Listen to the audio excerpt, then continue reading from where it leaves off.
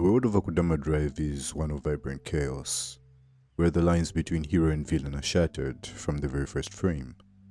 But what makes this series particularly interesting isn't just the violence or dystopian backdrop. It's the way it challenges the very notion of morality, freedom, and identity.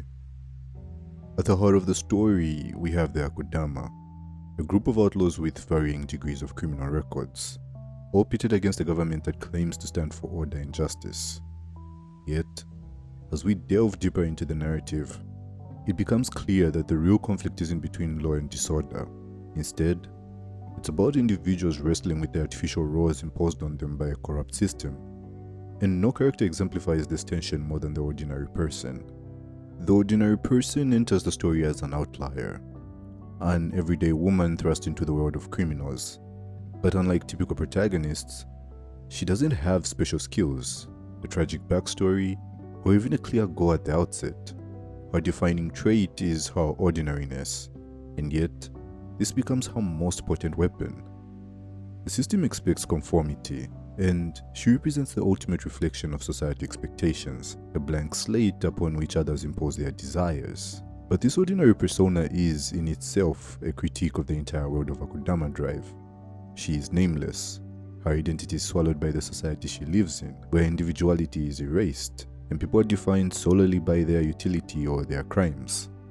In this sense, she is a cipher for the viewer. What would you do if forced into a world where your choices are irrelevant, and your value is determined by how much damage you can inflict? Contrast this with other Akudama. From Carrier to Brawler, each character is given a label that reduces them to a single defining trait. Carrier is defined by his efficiency, never deviating from the mission.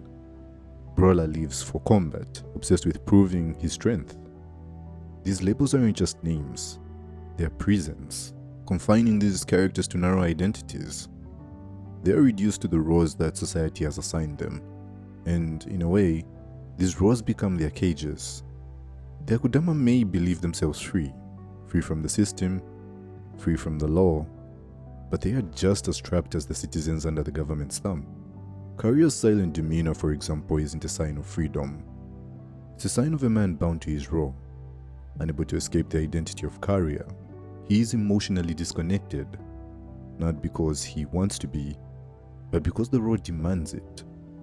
And in his final moments, when he makes the decision to help ordinary person, it's not out of some sudden moral epiphany. It's because for once, he's making a choice outside the constraints of his role. For the first time, Carrier acts as an individual, not a tool. The moral ambiguity in Akudama Drive isn't just reserved for its characters, but it extends to its depiction of society itself. The government, which claims to uphold peace and justice, does so through brutal oppression. Executioners enforce the law with lethal precision, and yet, they too are bound by the system they serve. They may believe in their mission, but they are no different from the Akudama in that their identities are consumed by their roles. The character of Master Executioner is particularly fascinating in this regard. His loyalty to the system is unshakable, but this loyalty blinds him to the possibility of a more complex truth. He views the Akudama as nothing more than criminals, incapable of redemption, while failing to see the cruelty of the regime he serves. This blind adherence to duty is what leads to his eventual downfall. The series suggests that following orders without question, no matter how righteous the cause may seem, leads only to destruction. In this way, the executioners and Akudama are mirrors of each other, both enslaved by laws that strip them of their humanity. Then there's the question of Kanto, the mysterious force that governs Kansai from afar. Kanto isn't just a distant city, it's a symbol of ultimate control, a place so shrouded in mystery that it becomes almost mythological. The citizens of Kansai view it with reverence, and yet, as the series progresses, we learn that Kanto's rule is far more insidious than anyone realized. Kanto doesn't need to exert direct control to maintain power. Its influence is built on the illusion of a better future, the promise of something greater than the dystopia of Kansai. But this future is never attainable. Kanto becomes a metaphor for systems of power in the real world. Systems that promise freedom, equality, or justice, but ultimately exist only to perpetuate themselves.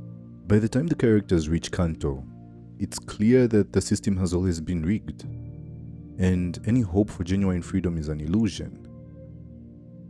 Akudama Drive uses its violent cyberpunk aesthetic to challenge the very idea of agency in a world built on rigid structures of control.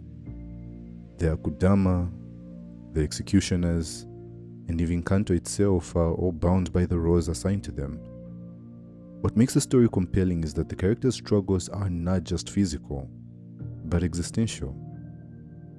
The ordinary person who eventually takes on the identity of swindler becomes the ultimate symbol of resistance, not through brute force, but by reclaiming her identity.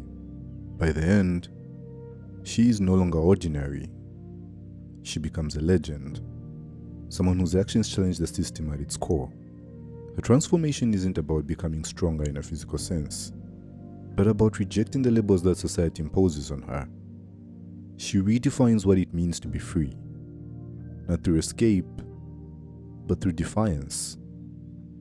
In the end, Akudama Drive asks a simple but powerful question. What does it mean to be free in a world that reduces you to a label? The show's answer is that true freedom can only come from within, from the choices we make, not the roles we are assigned.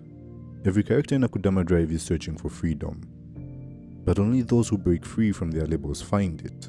The show doesn't offer easy solutions. It doesn't claim that overthrowing the system will lead to a utopia. Instead, it leaves us with the sobering truth that freedom is an ongoing struggle, and in a world as broken as this one, even the smallest act of defiance can change everything.